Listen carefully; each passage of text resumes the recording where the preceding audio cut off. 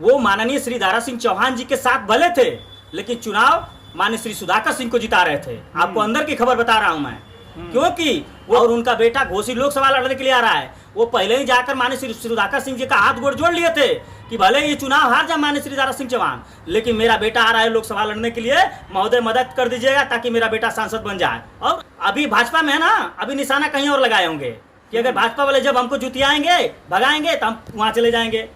आप पहले ऐसा क्रेडिट बनाइए कि भारतीय जनता पार्टी के नेता आपका इज्जत करें। जहां जहां से ओम प्रकाश राजभर जी के कैंडिडेट या ओम प्रकाश राजभर के बेटी बेटा चुनाव लड़ेंगे या ओम प्रकाश राजभर जी चुनाव लड़ेंगे, 100 में 100% लिख कर देता हूं कि उनके पार्टी से कोई कैंडिडेट नहीं जीत सकता। उनकी तो बातें अलग है। अपना परिचय होता है।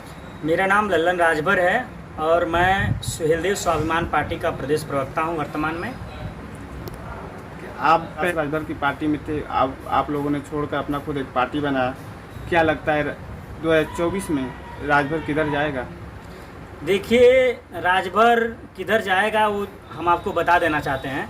जो आज जहां ये भारतीय जनता पार्टी में माननीय ओम प्रकाश राजभर जी गए हैं, तो जो कुछ वोटर भारतीय जनता पार्टी के भी राजभर समाज के रहे हैं, वो बड़ी चालाकी के साथ भारतीय जनता पार्टी के पास जाने का काम किए हैं ताकि भारतीय जनता पार्टी के निजी वोटरों को, राजभर समाज का जो निजी वोटर है जो उनके साथ रहता है, उनको भी अपने साथ काउंटिंग कराने का काम कराना चाहते हैं वो।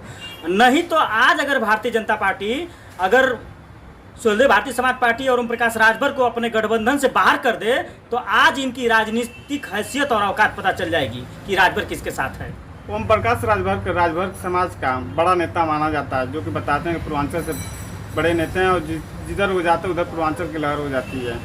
ओम प्रकाश राजभर पिछले 3 चुनाव से देख रहे हैं पत्रकार महोदय, आप पिछले तीन चुनाव से लगभग आप देख रहे हैं। 2022 में माननीय अखिलेश यादव जी समाजवादी पार्टी के साथ गए, आप देखबे किए, सरकार बनाने गए थे, उनको मुख्यमंत्री बनाने गए थे। हालत क्या हुई?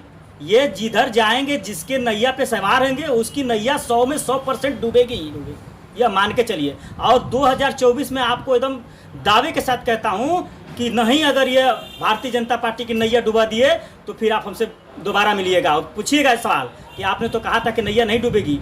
ऐसे व्यक्ति को भारतीय जनता पार्टी ने गठबंधन में ले लिया है कि आज इनके वजह से खुद भारतीय जनता पार्टी में दरार पैदा हो गई है। 2 खेमा चल रहा है, एक केंद्र का खेमा अलग चल रहा है और राज्य में माननीय योगी आदित्यनाथ जी का खेमा अलग चल रहा है। आप इसको टटोलने का, इसको पता करने का प्रयास करिए। भारतीय जनता पार्टी में उनकी वजह से दो टुकड़े में लोग बट रहे हैं। ये स्थिति है क्योंकि माननीय योगी आदित्यनाथ जी आज भी उनको एक्सेप्ट नहीं कर रहे हैं, आज भी ओम प्रकाश राजभर जी को एक्सेप्ट नहीं कर रहे हैं, क्योंकि वो भूले नहीं हैं कि मैं सरगी बजवा दूंगा, मैं वहाँ भेज दूंगा जहाँ भीख मांगने की ट्रेनिंग दी जाती है, मैं योगी मोदी जी को गुजरात नहीं भेज दिया तो असल माँ बाप की औलाद नहीं। तो ये सारे भाषाओं का जो उन्होंने प्रयोग किया है, उसका बदला भारतीय जनता पार्टी का खुद नेता ले रहे हैं। देखें, इस उपचुनाव में उनकी राजनीतिक हैसियत बता दी है कि बस यही तुम्हारे आपकी पावर है। बस भारतीय जनता पार्टी एक बार अपने गठबंधन से बाहर कर दे। मैं आपको बता देता हूं कि सुहेलदेव स्वाभिमान पार्टी के साथ आज खुद 50 से 60% राजभर समाज के वोटर खड़े हो चुके हैं और बचा खोचा वोटर वो पहले से खुद है भारतीय जनता पार्टी के साथ में। इनके पास बचा क्या है? अगर नहीं विश्वास होता है तो मैं भारतीय जनता पार्टी के बड़े लीडरों से कहना चाहता हूं कि ओम प्रकाश राजभर जी को आज गठबंधन से बाहर कर दे। उनकी राजनीतिक हैसियत, फिर दोहरा रहा हूं, राजनीतिक हैसियत और राजनीतिक औकात पता चल जाएगी कि कितना वोटर उनके साथ हैं। वो तो मंत्री बनने जा रहे हैं, बाहर करने के बाद। अरे भाई सुनिए पत्रकार महोदय, मंत्री बनने जा रहे हैं ना, अब कहाँ मंत्री बनने के लिए कहाँ ठेगुना और कहाँ घुटना टेक रहे हैं, अब वही जानते हैं और उनके बेटा जानते हैं, क्योंकि गठबंधन करने तो वही दोनों लोग जाते हैं। आपको हम बता रहे हैं मंत्री बनेंगे, लेकिन जब 2017 में एक सम्मान के साथ मंत्री बने थे तो एक तो होमगार्ड का ट्रांसफर करा नहीं पा रहे थे, एक समाज के किसी दबे कुचले का न्याय दिला नहीं पा रहे थे, तो आज तो घुटना टेक कर जाकर बाबा जी का गोड़ धरकर, माननीय अमित शाह जी का गोड़ धरकर और जेपी नड्डा साहब का गोड़ धर के वो आज गठबंधन में गए हैं। उनकी क्या वहाँ राजनीतिक हैसियत और औकात होगी? क्या समाज को हिस्सा दिलवा पाएंगे और समाज को न्याय दिलवा पाएंगे?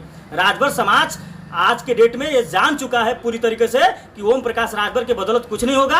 अगर होगा तो सिर्फ ओम प्रकाश राजभर के बेटी बेटा का विकास होगा और राजभर समाज का कोई विकास उनके तो कहते हैं कि परिवारवाद नहीं करते, समाज का हम विकास करते हैं और जो भी हम मंत्री बनेंगे चाहे कुछ भी, तो समाज का हमारा विकास होगा।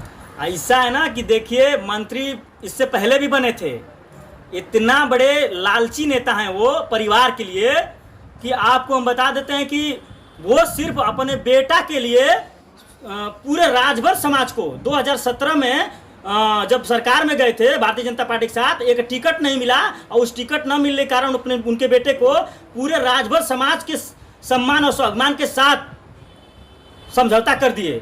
उनके सम्मान और स्वाभिमान के बारे में नहीं सोचे और वो जाकर अपने बेटे के न टिकट मिलने के कारण इस्तीफा दे दिए। अगर वो भारतीय जनता पार्टी में उनको अगर जाना ही था अगर आज, तो अगर उस समय रहे होते तो आज कितना राजभरों का भला होता, कितने राजभरों को वो न्याय दिला पाते। लेकिन वो हमेशा निजी स्वार्थ के लिए मरते हैं, अपने बेटी बेटा के लिए मरते हैं, उनको समाज से कोई लेना देना नहीं है। अभी आपने इसके पहले कुछ दिन चुनाव होता, ओम प्रकाश राजभर की एक रैली थी जिसमें काफ़ी उनके समाज के लोग आए हुए थे, हजारों में लाखों की तादाद में आए हुए थे, तो फिर कैसे समाज उनके तो साथ ही है।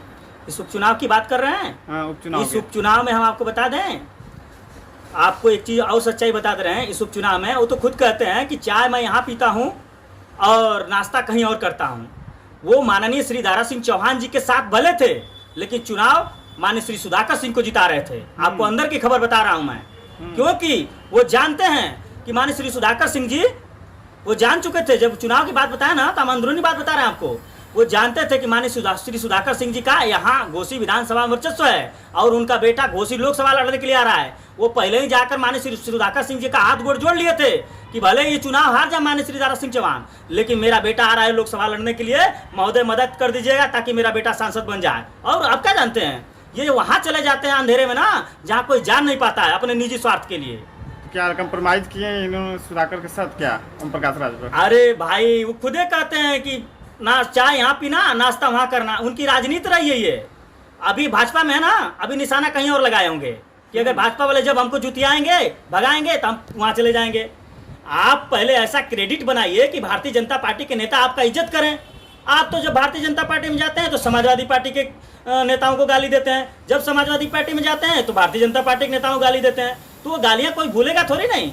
समय आने पे वो राजनीतिकरण के तहत आपको राजनीति के रूप में जिस तरह उपचुनाव में जवाब दिए हैं, जवाब दिए यहाँ के जनता और यहाँ के नेता, उसी तरह आने वाले समय में भी जहाँ जहाँ से ओम प्रकाश राजभर जी के कैंडिडेट या ओम प्रकाश राजभर के बेटी बेटा चुनाव लड़ेंगे या ओम प्रकाश राजभर जी चुनाव लड़ेंगे, 100 में 100% लिख कर देता हूँ कि उनके पार्टी से कोई कैंडिडेट नहीं जीत सकता। उनकी तो बातें अलग है। क्या आपकी पूरी पार्टी स्वदेश स्वाभिमान पार्टी अगले चुनाव लड़ेगी, गठबंधन के साथ लड़ेगी? देखिए, हमारा ये शीर्ष नेतृत्व का फैसला है। हम इस फैसले, जब हमारा शीर्ष नेतृत्व फैसला करेगा, उस फैसले के साथ हम लोग रहेंगे। क्योंकि अभी हमारा किसी से गठबंधन नहीं है। हमारे पार्टी के प्रत्याशी का पर्चा खारिज होने के वजह से हम लोगों ने समाजवादी पार्टी के कैंडिडेट माननीय श्री सुधाकर सिंह जी को समर्थन दिया था और हम लोगों ने मजबूती से लड़कर उन्हें चुनाव जिताने का भी काम किया और उन्हें विधायक बनाने का भी काम किया। 2024 में आप लोगों की तैयारी क्या रहेगी आपकी पार्टी? 2024 में हमारा संगठन जो है कि काम कर रहा है बूथ स्तर पे। हमारा संगठन हम लोग मजबूत करने के लिए मेहनत कर रहे हैं। हमारा संगठन जब मजबूत हो जाएगा 2024 में, जो भी हमारे समाज के हित के लिए बात करेगी, जो भी पार्टी जो भी हमको सम्मान के साथ अपने साथ लेना चाहेगी, हम उनके साथ जाएंगे और मजबूती से लगकर उन्हें 2024 के चुनाव को जिताने का प्रयास करेंगे।